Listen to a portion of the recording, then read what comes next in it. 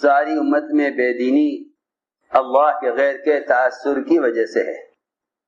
امت میں ساری بے دینی اللہ کے غیر کے تاثر کی وجہ سے ہے. مسلمانوں میں غیروں کا تاثر دو اعتبار سے ہے. ایک تو غیروں کے طریقوں سے محبت کا تاثر ہے. جو غیروں سے محبت کرے وہ اللہ سے محبت کرنے والا نہیں ہوگا. غیروں کے طریقے مسلمانوں میں یا تو غیروں سے محبت کی وجہ سے ہیں، کیونکہ انسان کے اندر دو ہی چیزوں کا تاثر ہوتا ہے، یا خوف کا تاثر یا شوق کا تاثر، یا خوف کا تاثر یا شوق اس کا تاثر. کیونکہ دو ہی چیزیں دنیا میں ہیں، غم اور خوشی. خوف اور شوق یہ دو چیزیں ہیں جس پر انسان چلتا ہے. میں نے عرض کیا کہ دو شکلیں ہیں مسلمانوں میں غیروں کے تاثر کی. یا تو غیروں کا رعب ہے کہ ان سے مرعوب ہو کر یہ ان کے طریقے اختیار کر لیتا ہے، یا غیروں کا سے محبت ہے کہ شوق میں ان کے طریقے اختیار کر لیتا ہے. آخر اس کا علاج کیا ہے؟ اس کا علاج کیا ہے؟ کہ اس کا واحد علاج یہ ہے کہ اپنے دلوں سے اللہ کے غیر کا تاثر نکالو. اپنے دل سے اللہ کے غیر کا تاثر نکالو. اپنے دلوں سے اللہ کے غیر کا تاثر نکالو. وہ اللہ کے غیر کا تاثر کیسے نکلے؟ اس کا ایک ہی راستہ ہے کہ اللہ کی توحید کو بیان کرو. اللہ تعالیٰ کی توحید کو بیان کرو. اور اس زمانے میں عوام، خواص، پڑھے لکھے، جاہل، سب کا خیال یہ ہے کہ اللہ کو ایک ماننا کافی ہے.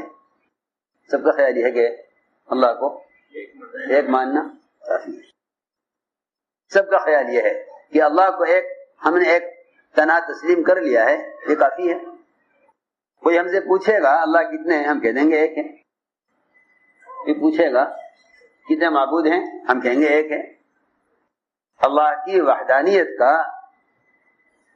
وحدانیت کا صرف تصور کر لینا، اللہ کی وحدانیت کا صرف تصور کر لینا، یا اللہ کی وحدانیت کا صرف علم حاصل کر لینا، یہ اللہ کے غیر کے تاثر کو دلوں سے نکالنے کے لیے ہرگز کافی نہیں ہے. ہرگز کافی نہیں ہے. اللہ کی وحدانیت کا علم ہونا، اللہ کی وحدانیت کا عقیدہ ہونا، اللہ کی وحدانیت کا تصور ہونا. کوئی پوچھے ہم سے اللہ کتنے، ہم کہتے ہیں ایک ہے. یہ اللہ کے غیر کا تاثر دلوں سے نکلنے اور اللہ کا تاثر پیدا ہونے کے لیے ہرگز کافی نہیں ہے. ہرگز کافی نہیں ہے.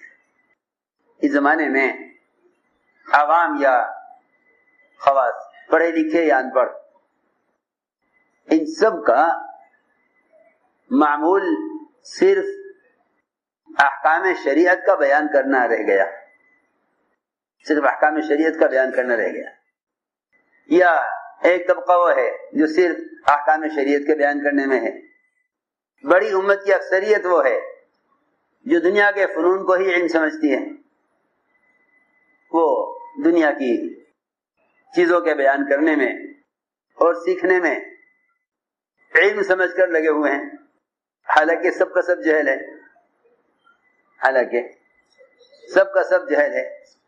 جس راستے سے اللہ کے غیر کی تحقیق ہو وہ جہل ہے، اور جس راستے سے اللہ کی تحقیق ہو وہ علم ہے. یہ فرق ہے. یہ ہمیشہ یاد رہے سب کو کہ علم اور جہل کا فرق کیا ہے. علم اور جہل کا فرق یہ ہے،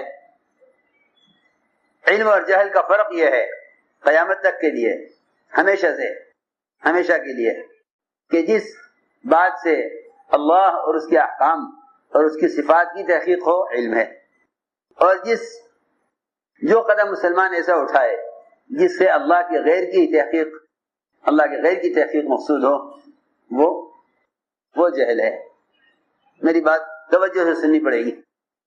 امت کا بڑا طبقہ اس میں ہے کہ ہم جو کچھ سیکھ رہے ہیں سب علم ہے. سائنس کا علم کہتے ہیں کہ جی ہم سائنس کا علم سیکھ رہے ہیں. ہاں، اگر سائنس کا علم ہی علم ہے پھر تو قارون کو بھی عالم ہی کہنا چاہیے. اس لیے کہ اس نے بھی یہ کہا تھا موسیٰ علیہ السلام سے کہ علم میرے پاس ہے. آزر کو بھی عالم کہنا چاہیے، وزیر تھا، کہ وزارت کا تجربہ تھا، اس کو بھی کہنا چاہیے کہ یہ بھی عالم ہے. حالانکہ علم صرف اس بات کی تحقیق کرنے کا نام ہے کہ اللہ ہم سے کیا چاہتے ہیں.